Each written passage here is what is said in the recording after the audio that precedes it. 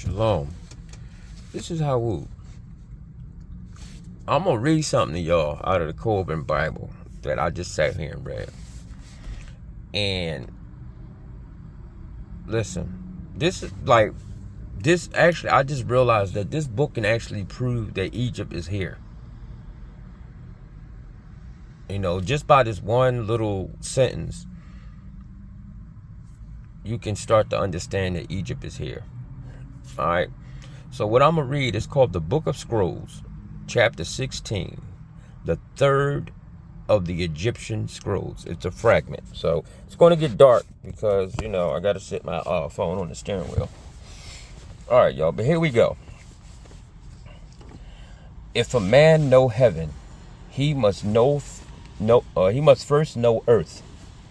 Man cannot understand heaven until he understands earth. He cannot understand God until he understands himself. And he cannot know love unless he has been loveless.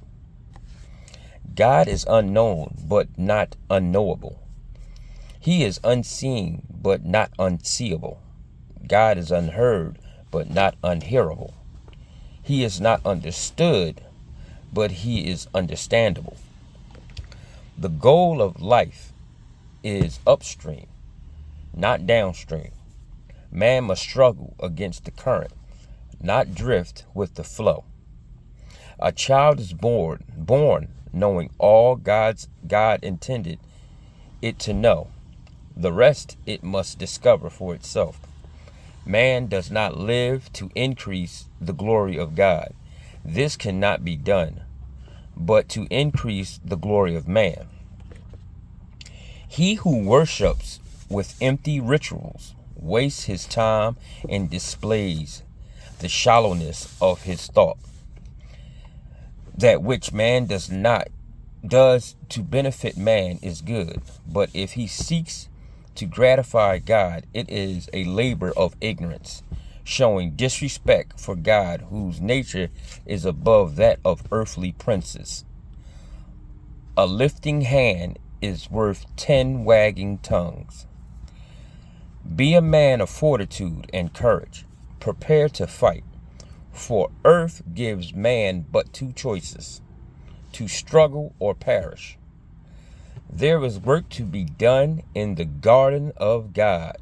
Therefore, cease useless performances and word-wasting discussions. Go pick up a hoe and tackle the task at hand. That was interesting, but the one part that got me is the work to be done in the garden of God. Now we know that there's a landmass that is actually what they call the Garden of Eden.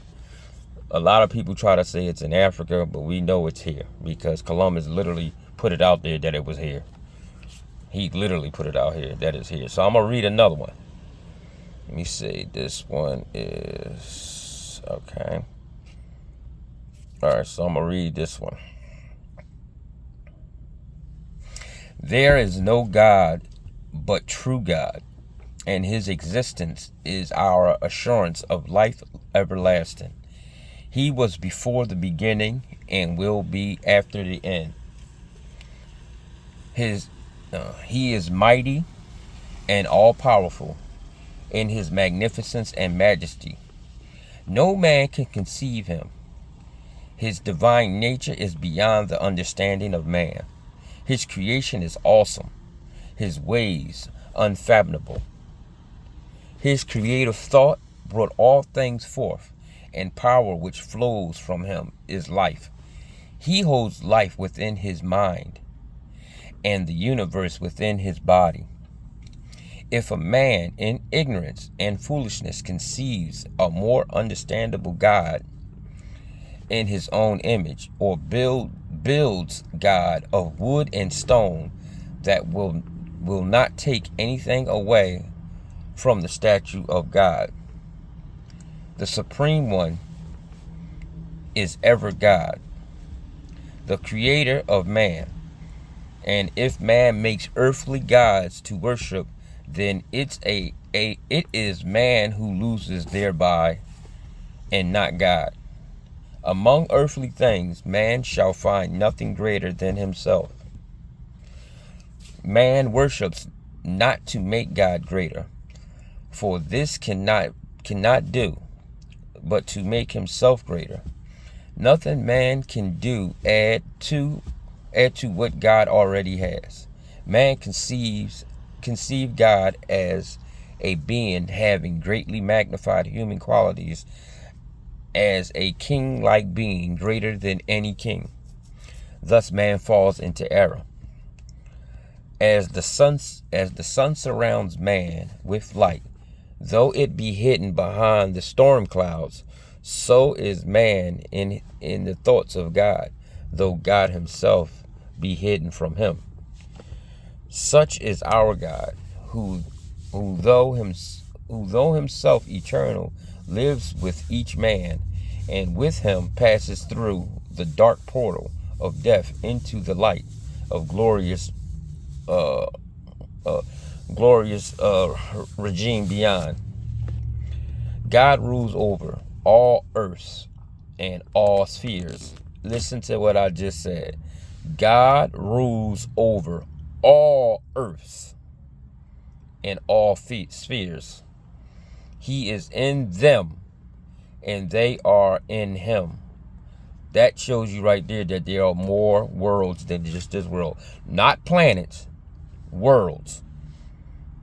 All things are in God, and he is in all things. What was to be, all things began and end in God.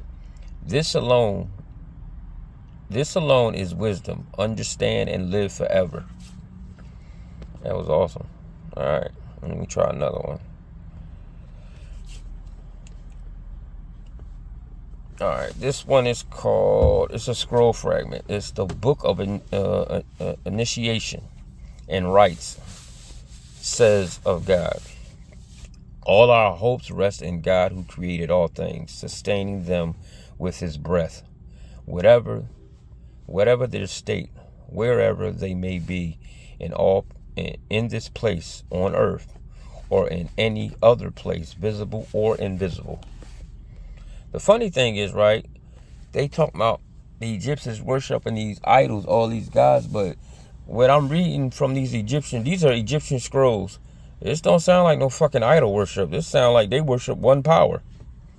All right. He alone causes herbs to blossom in beauty and causes all things to come forth in their proper order and time. All flow from his directing thoughts. The peaceful beauty enfolding the face of the land at eventide, the melody of songs and speech, the fragrance of flowers, the soft delicacy of petals and wing, all beauty and charm that delight the hearts of men flow from God. His wisdom is unbounded, and his goodness, he has provided all things in which he has created a need in man. The daylight and wind, food and water, heat and coolness, the materials of his dwelling, and the substance of his garments. All things for his daily use and enjoyment. Man lacks nothing which would increase his skill and knowledge to all useful things. Guideposts have been planted along the way. What need can man know for which God has not already made provision, even before man was born? Heavy. He has established the nature of all things, so they remain stable. Y'all, I'm going to have to finish this video in a second. I'll get y'all back to y'all. Part 2. Shalom.